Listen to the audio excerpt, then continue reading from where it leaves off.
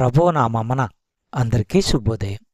ఈరోజు దేవుని వాగ్దానము ఏమనగా, ఎఫెసీయులకు రాసిన పత్రిక 2వ అధ్యాయము 7వ వచనం.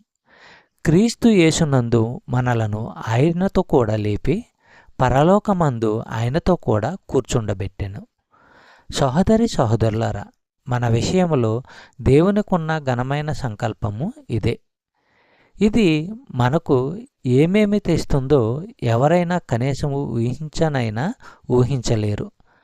ఆయన ఆలోచించగలిగిన అతి శ్రేష్టమైన దీవెనలు, వరాలు, బహుమతులు మనపై వర్షంలా కురిపించడం ద్వారా మన పట్ల తనకున్న ప్రేమను సంతృప్తిపరచుకుంటాడు.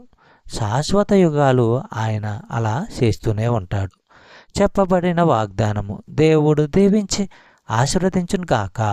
ఆమేన్.